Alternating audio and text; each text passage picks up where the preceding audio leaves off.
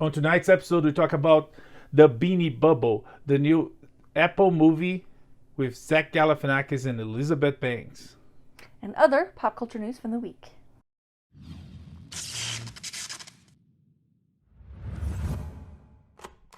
This week, we saw the Beanie Bubble.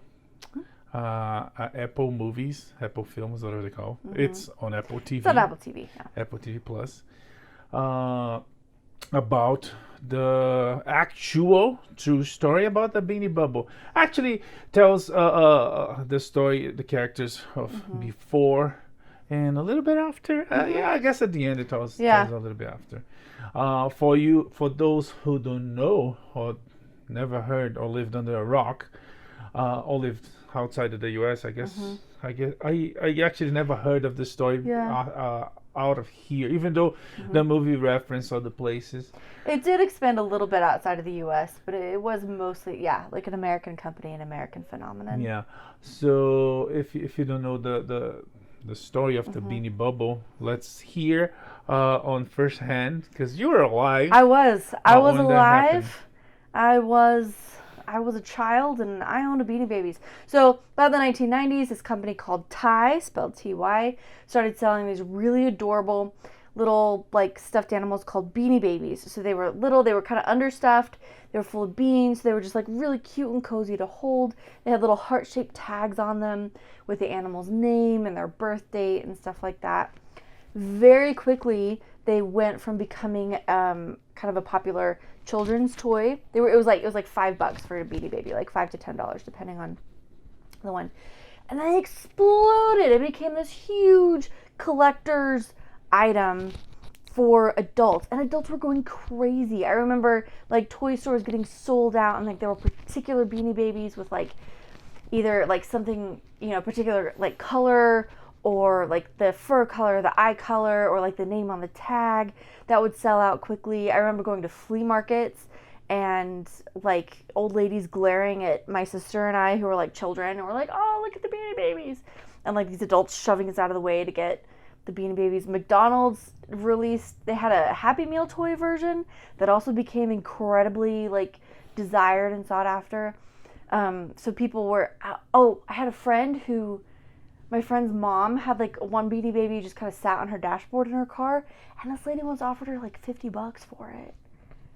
And she said no. But anyway, like it was just a really weird moment. There's a great photo that goes around on social media every now and then of a couple, a divorcing couple in a courtroom sorting through their pile of Beanie Babies under a judge's supervision, because like this was their big investment as a couple. So like that's how insane this got. And then the bubble burst and nobody cares anymore. Yes, artificially bubble created by, I guess, marketing evil genius or genius period about how to prey on collectors and fabricated value, because it was a beanie toy. It's totally made up. Granted, the beanies, it is a high quality little softie. Yeah. But oh man, and the movie kind of goes into this. So some of the clever ideas and the innovations, the marketing innovations that went into this, like the whole idea of like retiring Beanie Babies for a while, or making like collector's lists, limited editions, limited amount of products. And it was kind of a perfect storm too, because this was like also the rise of the internet. And so they created their own website. They kind of kept the chat rooms stoked and talking and stuff. The rise of eBay. Oh my gosh, what a monster. Yeah, and it's all fabricated. It was just ingenious to say, oh, this is like this is not anything. This is like a special edition. You only made, I don't know, 100 of these, and people like start growing. So this among collectors always have an effect. If you collect anything, something is missing, something that's rare to find. It increases value for rarity for people that covet that special item, whatever it is. But that went beyond the realm of collectors, and it became a market sensation. People start buying as an investment which created the bubble that eventually burst. So that was an actual Beanie bubble. So that movie tells us the story of Ty, and that was his name. Ty Warner. Ty Warner. Yeah. Yes. Portrayed by Zach Galifianakis, irrecognizable without his trademark beard. Yeah, it's so bizarre. but still, he does a terrific job portraying this real character, Ty Warner, and his best friend / lover / former lover / lover again. You watch the movie, you're gonna know why. Yeah. But also business partner. Yes. In the movie takes place in different moments in time, and in the future, in the near future for the characters, for the story, he's interested in another woman, with who he get a romantic relationship and a serious relationship. Let's say that, and a third woman that started working for the company when the company was a decent sized toy company in the US. But she said she was like the 13th employee or something. Yes. Yeah. Yeah, which after watching the movie, it makes me question that, because you saw how he treated her. But anyways, so she gets to the company around the time that comes the idea for the Beanie, and then comes the rise of the bubble. And really interesting portrayal, because it's the three women. It's a three woman telling the story, right? It's not one telling the story of three. No, they narrate from time to time. The two women. They narrate. Do. Yeah. So in different aspects of this whole thing, and how they contributed, and how Ty treats her. And if you want to know, you're gonna have to watch. But very interesting. Netflix. Apple again, knocking out of the park with a true story. They did a terrific job with Tetris, and again, a true story with toys, nostalgia involved. It was not long ago. Actually, was a long time ago. But for us that were alive around the time, it doesn't feel like it was that long. No. So we might remember from seeing the news and stuff like that. And everybody do a terrific job in the movie. Plays with this whole time, past, present, and future, and then there's a moment that everything connects in a very, very nice way. And of course, the traditional at the end, we hear what happened to the real characters in real life. I love epilogues. I love a satisfying epilogue from a based on a true story movie. I hate it when they just cut to credits. Like, nope. I need the black screen with the white letters. Well, sometimes maybe a couple of photographs. Like I love it. But sometimes it's you can't do it. You don't want to do it for several different reasons. It's just sad, or it's known, or it's like the mystery. It's part of the It's fair. Those are all totally valid reasons. But I still just really love it when they do. Yeah. Very, very interesting movie. Fun, entertaining, funny. The woman Elizabeth Banks. You know her from so many things. I can't remember the names. It's my phone. Yeah, the other two women are very familiar faces, but I can't remember their names. One is a comedian. She's on the Miracle Workers. Is that her? Is that her, right? Yeah, I think so. That's her. She's yeah. Okay. The one who ends Geraldine Viswanathan. She was on Blockers. She is on Miracle Workers.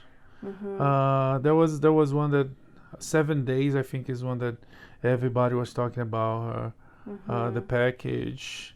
Funny girl on this one, in a more serious role, because the movie, it's based on a true story, so it's not like really comedy. Yeah, it's not. It's not gigs and jiggles or whatever they say. Kicks and giggles. Yes, that's what I meant. Sarah Snook from what's the movie? What's the show? Succession. Why is not Succession on top of her list? I don't know. Yeah, she was I would a put Succession. the multi-award-winning. Says she's known for Predestination. Never heard. Steve Jobs. Sure. The Dressmaker. Never heard. Sleeping Beauty. I heard but never seen. All right, she needs to get her people working on her IMDb filmography. And yeah, so there's the three women with Zach Galifianakis, and they do a terrific job. Very entertaining, fun movie on Apple TV Plus. Yeah. It's a little bit like watching a train crash. Like, you know that this is all going to end so badly. But they do, like, they cover all this, like, really dry stuff. Like, let's talk about innovations in internet marketing. That doesn't sound very exciting. Even though that's a lot of what the movie's about, they did such a great job telling this story through the human beings involved and, like, the actual characters and their relationships. Like, it's just really interesting and fun to watch the whole time. Everyone turns in great performances. Lots of nostalgia, like, because, like, I was like a kid. I was like 9-10 years old at the height of this bubble. So, like, I remember going to the toy stores and being so excited to see the new Beanie Babies and hearing legends of Tabasco, the Red Bull, and all this other stuff. That was one of, like, the hot Beanie Babies. Okay, cool. Anyway. I'm lost on some of that because, again, that didn't make it to Brazil. I think maybe it did. It was a thrilling time to be alive. Without the internet, us is on the past, I don't know, 10, 15 years. Information flies like, so, Sure. But yeah, the movie ends talking about different bubbles that people get involved to. Not so much in the collectibles, because in the age of mass producing everything, for something to get value is, Action Comics number one, that I don't know how many they published. There was not as many as they publish any book these days. Yeah. But the ones that got lost, the ones that are real, nothing's gonna get that amount of value anytime soon. And if it ever gets, Action Comics number one is gonna be more valuable. So the value that we attribute to things, it's considering the mass producing of things we have nowadays, it's almost impossible. Well, and there's this other weird side to it of, like, people deciding that something's going to be a collectible, like something being made purely for being a collectible, right? Like, Action Comics number one, they just printed a comic book, and it became so valuable because of the success of the character. Yeah. Right. Like, no, I don't think they were deciding, yes, we will make, like, it wasn't a planned thing. Shortly after Princess Diana died, there was this bizarre and morbid surge of Princess Diana collectibles. My grandmother got way into it. She bought us all these, like, porcelain music boxes and, like, commemorative plates, and they all said, like, collectible, and came with little certificates that said, like, collectible and a certificate of authenticity and, like, number 12 of 1500 or whatever. Like, it was so weird, and, like, nobody cares about that stuff anymore because it was. And then Funko, we see Funko had a bunch of layoffs this past week, right? Yeah. Yeah, had to lay off at least 180 employees. Oh yeah, they were losing money. They were a couple months ago. We talked about they were literally having to throw merchandise in the trash. Yeah, they could not keep it because they were losing money if they keep it. So yeah, in the age of mass production, I think like something that we buy, like even they claim a limited edition, special edition. No, I guess a special is different. When they claim it's a limited edition, it brings me back to the dark ages when people were buying pieces of Jesus cross. This is an authentic. If you would put together all the wood that supposedly came from the cross, it would be very, large. You could build like Noah's Arks times hundreds. Yeah. So no. But anyways, the movie is very interesting. You should check. It's on Apple TV Plus. Yeah. Okay, another movie we watched this week is another Elseworlds animation from DC called Gotham by Gaslight. Yeah. I really like this one. This one is not a new one, but we finally had the chance to watch in 4K. DC does a terrific job with animations. This one especially is one of those adapted straight from a book They do make some changes, I guess, to shorten the story, to simplify the story, which is not good because you want the whole thing, right? It's like listening to a abridged version of an audiobook. I was like, why? Pay the guy to read the entire book. Don't pay the guy to read just missing. So it kind of kills me every time I avoid it, but some books don't have the unabridged version. But I never get it right. Yeah. I mean, if you're gonna have two, sure, fine. But if you're only gonna have a shorter version, why? Anyway, for the week. So, in the process of adaptation, DC chose to make some changes. But it's a very interesting animation. Some will say is probably the first of the Elseworlds stamp, seal, label. DC, which is what Marvel calls What If. DC calls Elseworlds is like they're big characters, they're main characters in different moments of time and space, and what happens if Batman was a character around during the Victorian age, and the movie is exactly about this, which the book is. And I really enjoyed it, even considering the changes. It's visually beautiful.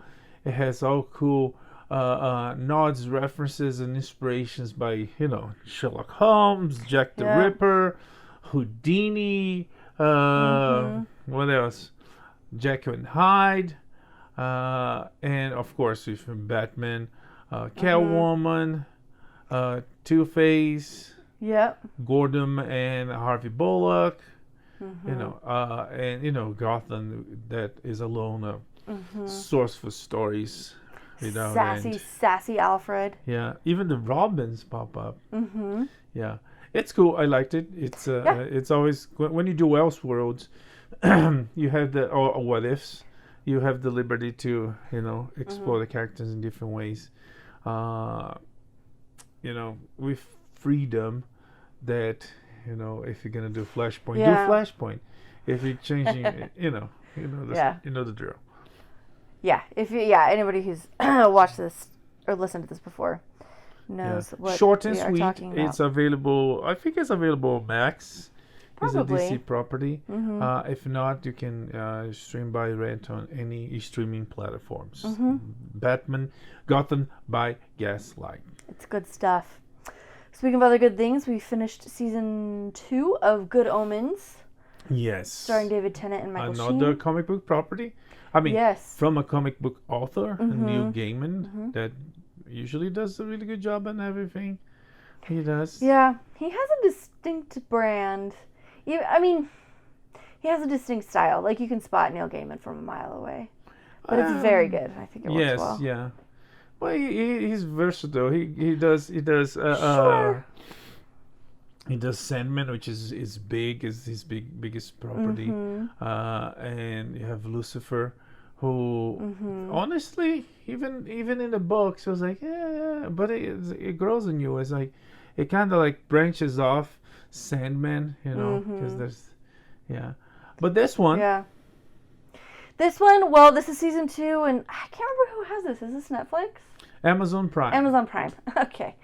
I really enjoyed this season. It was a nice development from the last one. David Tennant and Michael Sheen are fantastic together. This time we add John Hamm a lot more, and this is pretty classic Neil Gaiman. I guess what I think of as classic Neil Gaiman is like this very irreverent but also very thoughtful and thought-provoking take on like theology, I guess, and like gods and angels and demons and hell and all that stuff. Yeah, I mean Theo would be God. Yeah, maybe and theology isn't the right word. God is absent in most of his stuff. Like in Lucifer, true. God shows up, but it's like he treats everything very Greek to the point that the characters, the divine and the profane characters, are very flawed. And it's kind of like likely inspired by Christianism, but Christianity. What's the difference? I don't know. We say one and we don't say the other. Yeah. Yeah. Christianism. Yeah, I don't know. It just doesn't. Okay. Anyway, Christianity. Yeah. Sorry, I say that, but I don't have a good Christianity. But Christ is not present in any of his works. You have Lucifer, which is probably why they're so successful. Which is kind of apocryphal, right? Lucifer. No. Isaiah talks about Lucifer, right? Okay. Yeah. So it is. So I guess it's maybe as the Jewish part of the what Christians got from. Because we intersect, we have the same beliefs concerning Old Testament, right? Right, up to a point where I guess kind of on the same page, but look. I guess it could be it, because that would explain the absence of Jesus' apostles. So. And I don't know. Either way, there's like a lot of very familiar, as Christians, there's a lot of stuff that's like a lot of names and relationships and events that are very familiar, but then he's got a very different take on it. That for me has always been like thought-provoking and interesting. I guess Gabriel. He's New Testament, right? Yeah. Yeah. Anyways, I thought this one interesting, funny, but also like very emotional. I think this one for me, I thought it was shorter, even though it's the same size as the first season. But the way things develop, I had this feeling. Also, the odds. On the first one they were trying to stop the apocalypse, stop the Armageddon, right? In this one it started in the tagline, the subtitle for the season is like they're trying to stopping the Armageddon was easy, making two people get together, fall in love or something like that. That is almost impossible. So it was about that, and it kind of gets like on and off, or that the odds are not very. I don't know. I didn't feel like it was like they're trying to save themselves, sort of. They're not trying. It was like it was not the destiny of mankind in saving the world. It was it was really different because in season 1, like from the very beginning, they know exactly kind of. Like the mission of the season is laid out pretty clearly. Like we got to save the world from this specific threat, and everything falls. But this one, like we don't really know what is actually at stake until almost the end of the season. They spend the whole time wondering, like, something's going on, but what? I don't understand. Like trying to solve these mysteries. So it is really different. Yeah, but not bad. It was good. Yeah. Michael Sheen and David Tennant. Yeah, it was an excellent job. It was phenomenal. With special appearances of David Tennant's son. Yes. George. And is George his name? I think so. Yeah. King. I can't remember his name. House of the Dragon. Oh yes. Then it was. Isn't he Aegon? It goes. If anything, this one goes. More Highlander way, goes from the past, and we follow them from the past to the present, right? Which first season that they had a little bit of that, but not as much. This one it was more like, following them throughout the years to explain some about their relationship, and it was good. I didn't think it was bad. And the end was like. It was very, very interesting. It was very, very intense. I don't know if that's the word, but it was very. I think it's fair. And even the way they do that in the credits, it was like, oh, let's see. It's kind of a mood shift. Yeah, let's see. They're like, it's gonna happen. Yeah. Yeah, so I look forward to season 3, but in the meantime, you can watch seasons 1 and 2 on Amazon Prime. Yes, but also. If you want to take your time, watch 1 and 2. You should, because it's gonna take a while until next one comes. Yes. Especially considering, strikes. Oh my gosh. You out. Okay. Yeah. Okay, Crowded Room. Crowded Room. Also Apple TV Plus. This one, it wasn't bad. It was kind of the way they built it, wrote the show, even though it's based on a book. We don't know. This is one of that series shows based on books that we didn't read. Yeah. So it was kind of like we kind of knew there was a plot twist coming. There was like that moment coming, but we knew way before. Not only because we're super smart. but because it was pretty obvious. They make it so obvious. Yeah, but they still made it a big deal. I was like, but it wasn't. Yeah. So the way they produced the whole thing, it was kind of. I wonder if they lost people in the process. You know, people that start watching, like, oh, come on, I know there's like 2 episodes, 3 episodes, 4 episodes. I'm out. I don't know. You know, but at the end was, it was good. I definitely think that would work better as a movie. I feel like if you really want to like really get in and tell the story, I think they could have done it in 6 episodes instead of 10. So like big cuts, but I'm not willing to. But it was 6. No, I thought it was 10. It wasn't 6. Maybe it was 10. Yeah, I'm confused. I think it was 10 and it should have been 6. Okay. Is my opinion, but you've been saying it should have been a movie. I'm not willing to sacrifice 10. Okay. So I'm not willing to sacrifice quite that much time with developing all the alters and everything else, but because a lot of what we see, it's abstract and it quite didn't happen, or it did, because the whole alters, the whole set of characters, that was interesting. I'm not saying it was bad. Yeah. It was an extrapolation on so, you know, the things of the mind are so complicated to study and to analyze. There was artistic liberty to do all that, and I wonder if they did that in the book. If they did that in the book, fine. You know, the whole chapter for what was the name of the girl? Ariana. A whole chapter for Jack. You know, so maybe that was the goal in the book, and maybe if it worked in the book, but in the show, because you know, different medium, things are more dynamic, right? But overall, I wonder though too, because I feel like a lot of it, they showed it to us twice, or like they were showing us something that they were presenting it to us as a mystery, even though we already knew what it was. So maybe if they spent like an episode on Jack, an episode of Ariana, but with the full acknowledgement the whole time that these were alters and that these weren't Danny, like if maybe that could have been more, like still develop all the alters and help us understand them and their role, but also just like save us a lot of time. Yeah, they should keep us watching for different reasons, not for the surprise, because the surprise was kind of obvious. It wasn't a surprise. Yeah. Partly because of the marketing. Oh yeah, it wasn't in the trailer. It's kind of implied. Crowded room. Yeah, but also like in the teasers and the trailers for the show, they show us that like Danny has multiple personality or dissociative identity disorder. Like it's right there. So if you see any of the marketing, you know. And then if you have based on the book, based on real story, so you might get the information from so many different aspects. But anyways, it's not bad. You should check. It's we don't not recommend. We watched it. We enjoyed it. With this resolves. Yes. Is that a word? Resolutions. With these resolutions. Yeah. With this. With just a reminder of the importance, the power of editing. Yeah. Anyways, the crowded room with Tom Holland and Amanda. I'm on the Siegfried. Yeah. Yeah. Not Siegfried. That one. Say that. That one might be. That's such a dumb way to pronounce that name. That one might be a magician in Vegas or something. Yeah.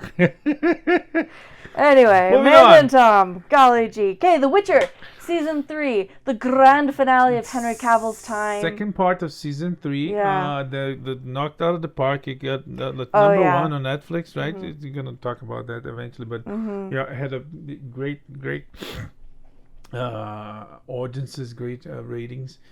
And it was good. It started so solid. It's like it was only 3 episodes, right?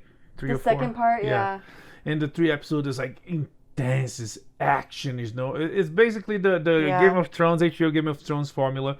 The second to last episode is like is where you have the battles, have Red Wedding, you have the battles of the bastards, and you have you know. And then the second episode, it you know, is resolution, slow down. It's like the North will never forgive, and you know, and you know, preparation for the next season. And this one was that from the third episode, second to last, It was intense. It was full of action. It was brutal. It was beautiful.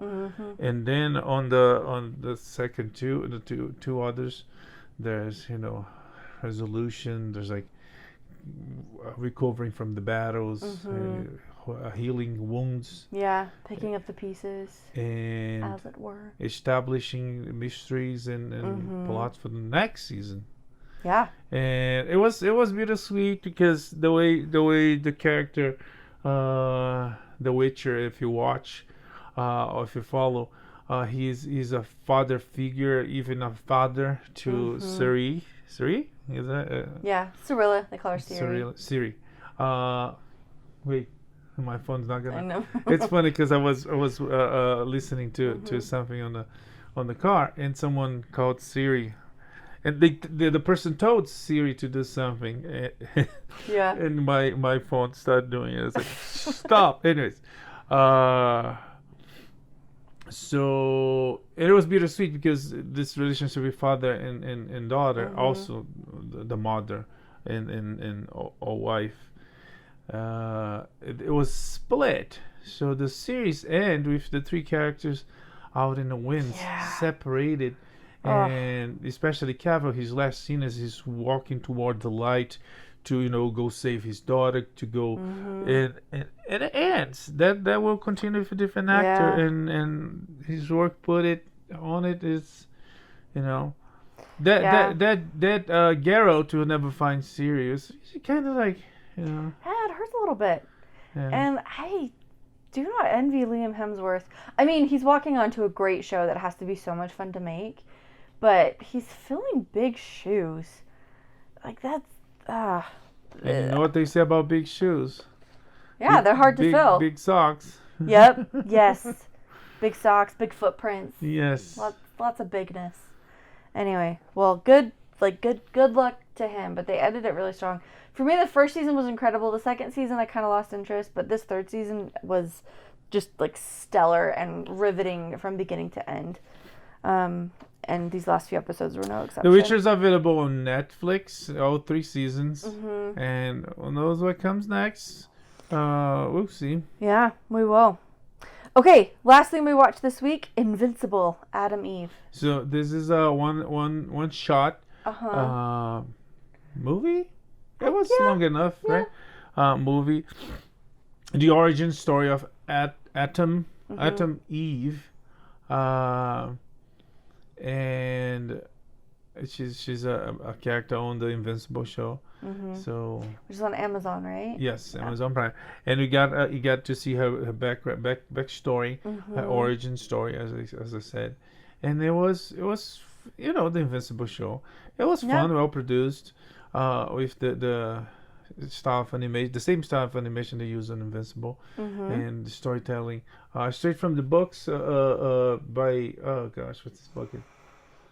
An author? No, he is the same guy that created the Walking Dead books, and he created these books too. I will miss his name. Yeah. Any second, his name might pop in my head, and I might scream his name. Okay. When we're talking about something else. Yeah. But anyways, the show was very, very fun, and it was good. I think this is a universe worth expanding and exploring a bit, because this one, it kind of exposes more of the government's involvement in like developing, manipulating, exploiting these people with abilities. Yeah. It was cool. It's worth, if you liked Invincible, this is definitely worth a watch. And of course the post-credit scene, because they do this like cool thing, the show ends black, pops like white. Meanwhile, in the Grayson's house, it's like very comic book, because comic books is panels and letters, and then it cuts to the characters. We know what's gonna happen in the future, and it's like we see like a little bit of shadows and foreshadowing of what's gonna happen to Omega Man. Is that his name? Icon. Anyways, I'm talking about. Yeah. All right. So good stuff. This week in the box office, Barbie, Oppenheimer, they just destroyed Haunted Mansion. Destroy what? Haunted Mansion. There was a Haunted Mansion now. Yeah. Yes, the new Disney Haunted Mansion. The 5 people that saw Yeah. So both of those movies are going into their second weekend, so there's usually a drop, and there was a bit of a drop, but not enough to give Haunted Mansion any room whatsoever. Yeah. Locally, just to mention locally, Sound of Freedom, I mean, not locally, everywhere they're showing, is still doing great. It's actually the third in the box office. So Haunted Mansion, Yeah, that film opened with just $24.5 million. Yeah. So that's rough. Who could have predicted this? Literally anybody. I guess not going to become a franchise. Oh, jeez Louise. In the meantime, Barbenheimer and Mission Impossible took Cinemark to their highest box office month of all time. Yeah. So way to go, guys. In the meantime, the strikes continue. Yeah, so many news from the strike. Good one that apparently the Academy of Motion Pictures and Television, the big studios gonna come to the table again Friday, and they're gonna have talks, and both sides have hope to figure out. Mm-hmm. But one thing that I was reading this week is that the whole strike is such a they want more money, and the studios simplifying. Mm-hmm. They don't want to give, but let's say they give up to the demands of the strikers. Mm-hmm. That might backfire, and their stocks might go down. And if their stocks go down, they're gonna have to fire these people or pay them less. Yeah. It's such a cycle that it's tough. Nobody. It's a no-win scenario. Nobody's gonna win. That's fair. Everyone should walk away from the negotiations sort of equally bummed and miserable. Yeah, if because Yeah. So it's complicated. But another thing is concerning the strike is that was the whole thing that I think was NBC Universal was trimming the trees and close the sidewalks, so they couldn't protest there in the shade. Mm-hmm. Well, the sidewalk is finally reopened, so they can use the sidewalks. But another thing is there's a waivers and possibilities of small studios or indie studios, independent make movies. So there's like people taking advantage of that. Viola Davis was involved in a movie, and people, I'm not saying Viola Davis was taking advantage of. People were taking advantage of that, and she was part of the movie. But the other strikers are saying scab. Yeah.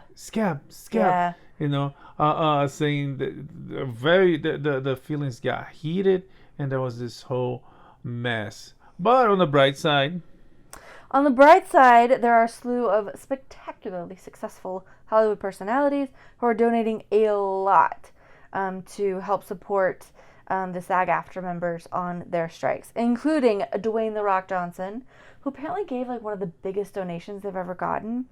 Meryl Streep, DiCaprio, and even the one and only Oprah Winfrey. Yeah, it was barely an actress. She was in a couple of movies, even though she was nominated. She was. There's another quick one about the strike is, don't worry, the New York Council, the New York City got involved. There was this whole moment the strikers went there. It's like a let's rock the strike something. They give some weird name, writers, artists. But in New York City Council voted resolutions to support the strike because the New York City comptroller claimed that the strike would disrupt the economy. It would cause the economy to go really bad. It was like, wait, was it good? It's not. I mean, it's not going to help New York City because it's not just film, right? AFTRA is American film, television, and radio. Yeah. So I don't know. But still, it's the theater. I was listening to theater. How the theater system is so interesting. On how Broadway is about politics and causes. It's not about filling seats. It's not about profit. And they having this whole discussion about profit and non-profit, but it's about filling seats because to produce the show, they actually make money, get the money from people that have money, from donations, people that support their causes on the shows. So most of the shows have a cause; they are political. So it's not really about profit. It's just a different. Well, those are the non-profit theaters. There's like different theaters. There are the very commercial ones on Broadway, which is only like 12 or 13. It's only a few, and they produce like the hit shows, and they need like butts and seats, buying tickets. Yeah, but even it's the non-profit theaters who rely on wealthy donors to fund. But even their programs, they don't necessarily need to sell out shows because they're getting their money from like donors and fundraisers and things like that. Mecenas, is that what they call? I don't know. Sure. Mecenas is like Da Vinci and Medici. Oh, you mean like patrons? Is that the word? Yeah. Sorry, I knew the word. Like the Medicis were patrons to many. The mecenas. I know the Italian word. Sorry. Anyways. But we are among greatness, everyone. But that's a different story. Yeah. Because Latin, the words they use in Harry Potter, like incendio. Let's move on. It sounds so cool when you're coming from a Germanic background, okay? But yeah, the strike is going on and people is taking it like AOC goes there and protests. We have to solve this. These people are come on, AOC, go do your job. But yeah, moving on from the strike. Well, just real quick question. 10 years ago, if I had asked, who do you think is going to lead the fight against exploitation and artificial intelligence? Would you have said Fran Drescher? Yeah. Would she have been anywhere on your list? With that voice. Yeah. I guess it was from what a time to be alive. The Dark Knight is like the city has a hero they deserve. It's That's like, right. Yeah, we have the Sarah Connor we deserve. She's actually giving some fantastic speeches. Yeah, that's not bad. Like she's definitely risen to the occasion. It gets. What a time to be alive. It's like these people, the writers and actors. It's so dramatic. There's some of the stuff they say. It goes like super dramatic, like it's the end of the world. Okay, guys, they're actors. The like robots. Literally their job. Like Bryan Cranston was out in New York says, "You're not gonna let Bob Iger. We're not gonna let robots take our jobs." But yeah, the point that people say it's Sam Richards said something. It's like, dude, did you stop to think? Did you stop to think before you said that? It's like he was saying something about the strike. It's not about money. I was like, it is. No, that is 100% what this strike is about. Yeah, it is about. But anyways, yeah, he did get like bless his heart. An actor. Moving on, and strike. We have more to talk, even though it was a slow week. Yeah, abrupt mood shift. There were a couple of significant, notable deaths this week, including Paul Reubens. He was a creator and star of Pee-wee's Playhouse, Pee-wee's Grand Adventure, all that good stuff. He died at the age of 70 after a 6-year battle with cancer. Yeah. Also, Angus Cloud from Euphoria, breakout star in Euphoria. He was only 25, which is raising the alarm for the number of suicides in Hollywood. The past year, there's like several mental problem related deaths and suicides, including Sinead O'Connor that just passed away. The country singer too. I can't remember. I had a note for that. But anyways, I'm sorry, it's raising the alarm for mental problem is a real problem in the United States and everywhere. And this amount of suicides is really ringing red lights and alarms towards this problem. The U.S. has recently updated their suicide hotline, so you can dial or text 988 if you need help of any kind whatsoever, if that's an issue for you. Okay, let's look at some other news real quick. Cash money in the UK. What's going on? Yeah, Whole Foods and similar stores like refusing to receive cash. They're only gonna take credit cards, phones, and there's some Palm system. There's like Terminator scary kind of thing. It's causing protests, and by protests I mean people are paying cash. It's kind of dumb. It's I don't know. All the problems we have, that shouldn't be a problem. Should be. Also from the UK.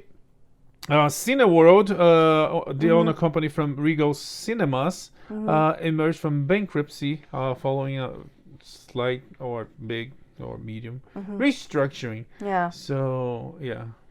Good luck to them. You know, the companies, the market, the industries, finding ways to survive and change and restructure. About that, we have Funko laying off 180 employees. Yep. In an effort to drive long-term growth. Yep. But it's not all doom and gloom. Apple had a fantastic third quarter, and they've reached over 1 billion paid subscriptions. Yeah. So good for them. And Apple they have good quality. Yeah, they've been turning out some fantastic content. I just saw the post. They're gonna do another Snoopy. What's it called? Oh gosh, a Marcy Day, a very Marcy Day. Interesting. Peanuts, right? Yeah.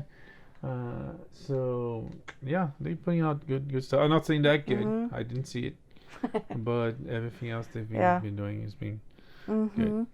If you like pageants, you'll need to subscribe to Roku or Telemundo because Miss Universe has signed a multi-year distribution deal with them. Okay. Okay. That's all. Lionsgate is showing interest is gonna buy E1 from Hasbro for $500 million, $500 million. Yeah. So just remember these massive numbers when the CEOs of entertainment companies complain about not being able to pay people. E-News is also laying off a whole bunch of other people in digital media. Yeah, also restructuring because, you know, the lack of confidence in the industry because of the economy failing. A little bit because of COVID, but it's way past COVID. So the problems we have now are for the lack of competency from you know the White House and the government to take measures after COVID, to take too long to reopen and to help the economy in better ways, and the inflation going high, you know. Anyways, good stuff. Okay, an American Airlines plane flying from JFK to Georgetown, Guyana, had to go back to JFK. Yeah, because porque la passenger called the steward, a flight attendant. Which I never know which one is flight attendant. Unless it's the 70s, and then you can say steward. Oh, okay. Yes, the flight boy. Oh my gosh. I'm gonna turn this plane around, man. Call him a waiter, and he said, "I can turn this plane anytime, sir." And he turned the plane. I guess This poor passenger. The accounts are bizarre, and it just. He actually asked for help, and the guy said, "I'm not paid for that." Sir, you aren't paid to attend the flight. Yes. I don't know. Yeah. Okay, so that's weird. Okay, there's a Change.org petition that now has over 20,000 signatures to change the name of the Washington Commanders back to the Washington Redskins. So, you know, the woke is going to a tough moment, is losing battles. But this isn't everywhere. Woke. This is about just like showing fundamental respect to an entire group of people who were almost wiped out from this continent. Yeah. And one of the best things I've ever seen is a Native American man wearing a T-shirt with like a stylized. Yeah, but if you finish my story, a stylized profile of a white man, it just says Caucasians across it. This Native American guy is wearing a T-shirt, and on the T-shirt there's a stylized profile of a white guy, and it says Caucasians. What's that? It's a parody of the Redskins thing. It's showing just how stupid that is, as like a sports mascot. Oh, okay. Yeah. I don't know. I think it's if it was about that, they could find ways to, I don't know, donate to certain causes. I think taking the name down, it kind of like erases the name. Like, no, you can use Redskin now because it's offensive. Now it erases the story the team has. And also, it's like, it almost makes like a curse word. It doesn't. I mean, I don't know. But it is like, it is a slur to call someone a redskin. Like that. There's nothing positive about that. Yeah. It's. And the story, sports teams change their names all the time. They change names, they change locations. Like, it's not the end of the world, but it's not like they have some great enduring legacy. Like, yeah. Anyways, you're right. It changes all the time. It might change again because the fans are demanding. And I'm just saying, like, it's not a good look to be like, no, we want to keep using this mildly racist slur for our sports. Yeah, sure. Well, go Redskins. Okay. All right. We'll review some Native American history here in a hot minute.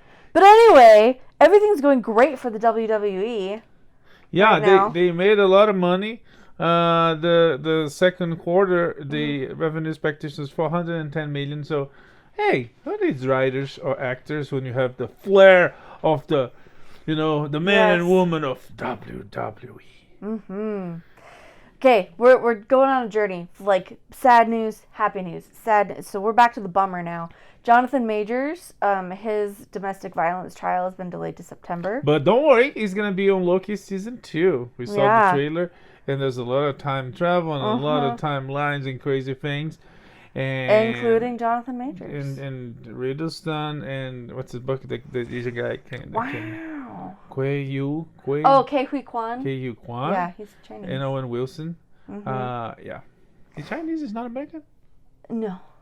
Oh, okay. I didn't know that. Anyways, real quick, let's go to the last but not least 17 items we have. Yeah, this is a big... You keep saying it's a slow week. We never have this much to talk about. Oh, we saw the trailer. Because the industry... Because it's a slow week for the industry, the trailer for Gordon Ramsay was like on the news. Was like, what is it going to do? What do you mean? Hell's Kitchen is coming. New season. American Dream. Since this is season 22, I'm not sure if it's like actually news anymore. But we're excited about it. It's fun. Another one that we saw a trailer for is a new David Spade show called Snake Oil. It's about toys, inventions, creations. Is this one that I'm showing? Is it real or Snake Oil? This is a game show. I think it's gonna be really fun to watch with our kids. It does look a very interesting, funny concept. Because it's not, nobody will make that, and that thing sells millions in Thailand. Anyways. Okay. Do you want to just do last but not least? No. Let's go through. Yeah. Jeez. Okay. An American fugitive who faked his death, and I guess escaped to the UK is going to be extradited to Utah. Yeah. He to face rape charges. Yeah, he faked his death to escape rape charges. It was like, wow, someone should make a movie about that. Yeah, well, crazy. Especially if it ends with a conviction. Like, I would love that movie to end with, like, the slam of the jail doors. Yeah. Anyway. We talked about DC movies tonight. The new DC animations are going to get a theater release. Yeah. Okay, Marvel's is not going to be shown in IMAX because Dune 2 has it exclusively. So, yeah. So good luck, the Marvels. I really want this movie to be good, but... Yeah, but I mean, not in IMAX. Not first. So opening week, it's already not gonna be that good. Donald Glover and brother Stephen to write Lando series because everybody wanted a Lando series. Yes, this is content we definitely need. Okay, Disney apparently made a sci-fi movie called The Creator, and it uses actual footage of the Beirut explosion. You know, the massive one that just destroyed the city. Yeah. The movie looks good. I didn't notice the explosion on the trailer. It's actually apparently on the trailer. I hope they have a good reason for using that, because that was pretty rough.